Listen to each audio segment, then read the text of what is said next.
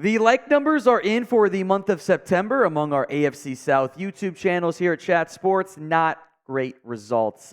We got beat up pretty good by Texans today. Only way to change that is by starting off on a positive note. So if you want to beat the Texans in this like battle for the month of October, like today's video right now.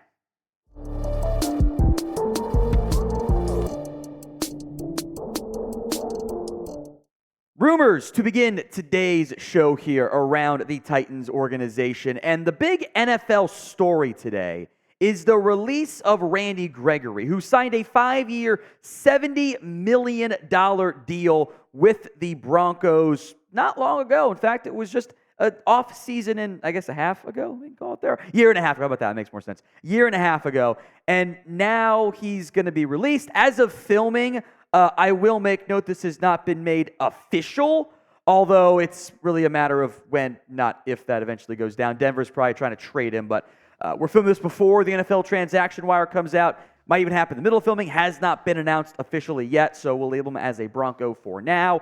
But look, the Broncos are looking to move forward with younger players. I don't think Gregory's been a great fit for this new regime for whatever reason, but pass rushers are always needed in the NFL. So should Tennessee have some interest? In his career in Dallas, the stuff that got him paid, the sack numbers never jumped off the screen, although, again, it was 6+ sacks in several seasons, 2022 or 2021, 2018 as well.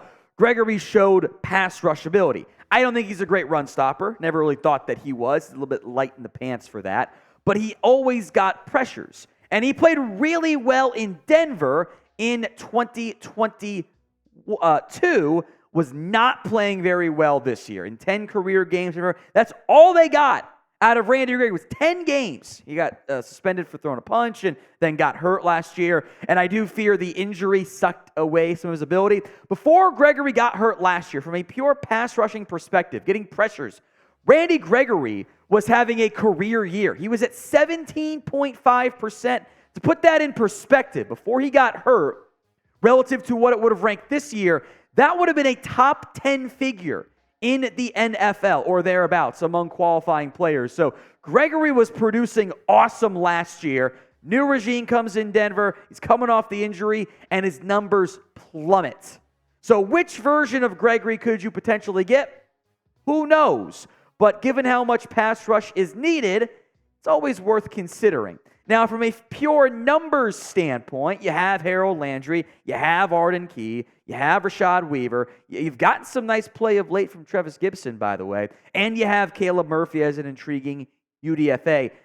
Bodies-wise, I don't think Tennessee desperately needs another edge. I do think Gregory's a pretty good scheme fit, though, for what Tennessee likes to do, and compared to some of the performance so far from this pass rush group, might actually be worth considering, or at least having the conversation on.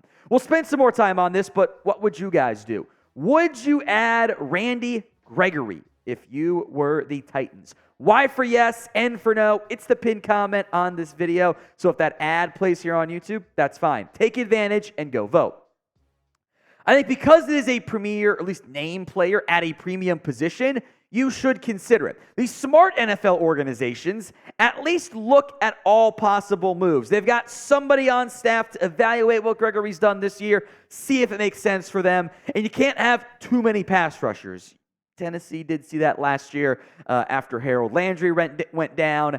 And speaking of Landry, his presence means the Titans probably aren't going to, because you're banking on him being better than what he's been. We'll include Denico Autry in this list of the Titans' top pressure rates because he gets enough defensive end snaps when they go away from that kind of more 3-4 base front.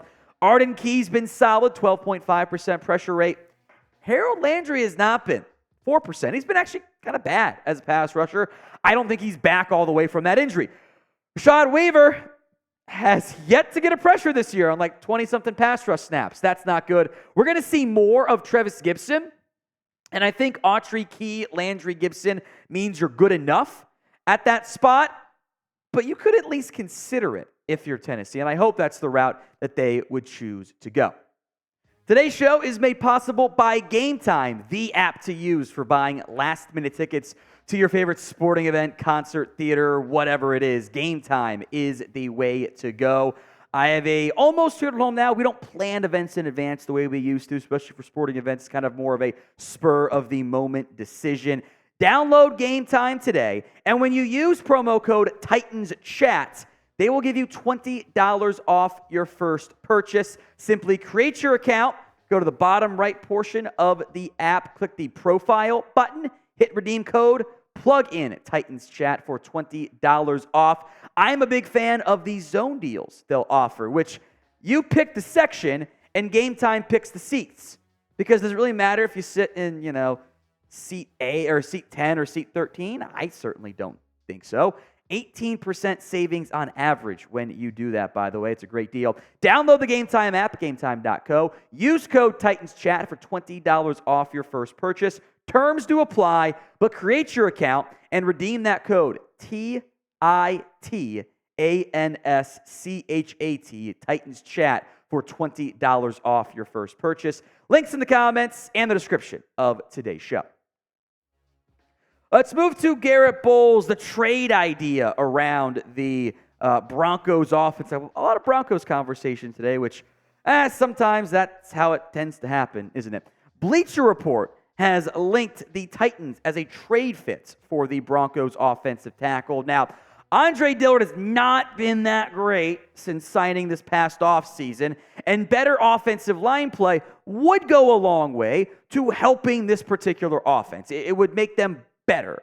You're, in theory, maybe should get Peter Skoronski back. Nicholas Petit-Frere is coming back from his suspension at the right tackle spot. I thought Chris Hubbard actually played pretty well. Dylan Radins was a bit up and down, but was better than the now released Xavier Newman. More on that in a little bit, by the way.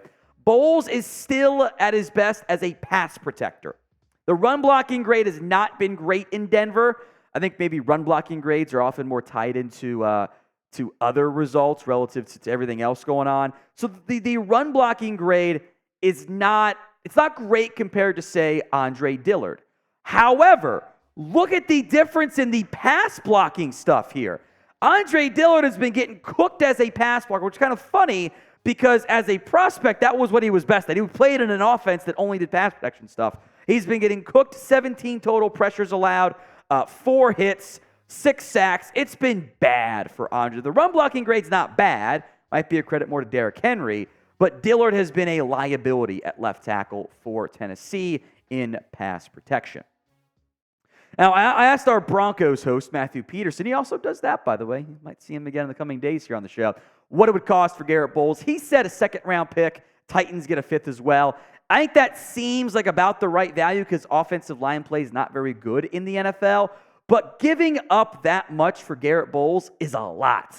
That's a premium pick that could still easily be a top 40, 45 pick in the NFL draft, if we're being honest. So would you trade for Garett Bolles if that is indeed the cost?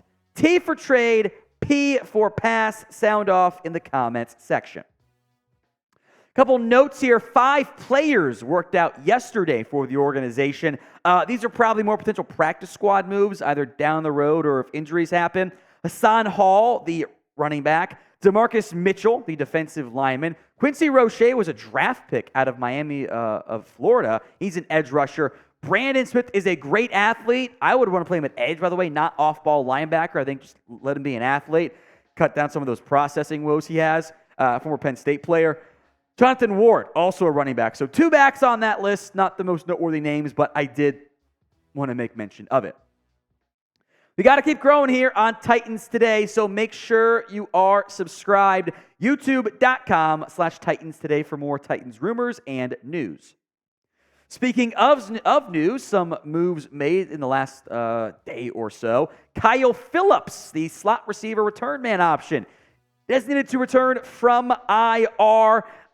The fact that the Titans, by the way, also released Mason Kinsey is a clear sign. I believe they will have Phillips back for this upcoming game, or at least they believe that to be the case. It frees up the roster spot. They're going to add Kinsey back to the practice squad as well. Again, that move should be made official shortly. Nicholas Petit-Frere, thanks to the NFL changing their gambling suspension rules, he has been reinstated from his suspension. We'll see if and when he reclaims that right tackle job. And to make room for NPF, Xavier Newman has been released from the practice. He got started at left guard the first time Skronsky missed the game, and he blasted like a quarter and was like, this is bad. We got to get him out of there. Now he's been cut. We'll see if he ends up back on the practice squad for Tennessee.